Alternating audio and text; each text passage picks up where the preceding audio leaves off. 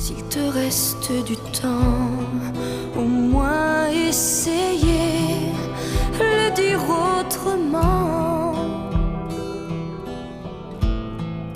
Ou juste. Coucou à tous. Alors aujourd'hui, je vais vous parler, de l'origine spirituelle de la chanson Encore du temps, interprétée notamment dans Le Roi Soleil, la comédie musicale. Ça ne remet pas en question les raisons qui ont porté à chacun d'avoir écrit cette chanson.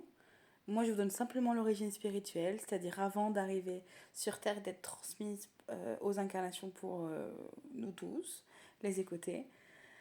Et du coup, cette chanson a été écrite originellement par Ananke slash Rhea, la femme de Chronos, donc la mère de Zeus, Hera, etc.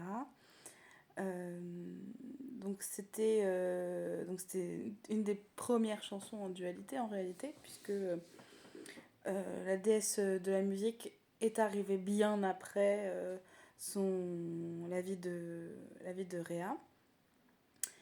Et d'ailleurs, je précise aussi que le dieu Mercure, donc le dieu des mots et de la parole, n'existait pas encore aussi à cette époque. Hein. Donc la musique en tant que divinité et les mots en tant que parole n'existaient pas encore. C'est-à-dire que la musique et les mots existaient, mais ça n'avait pas autant de sens, ça n'était pas contrôlé, ça n'était pas géré. Voilà pourquoi il y a une différence. Donc voilà, c'est la première à avoir écrit une chanson en dualité.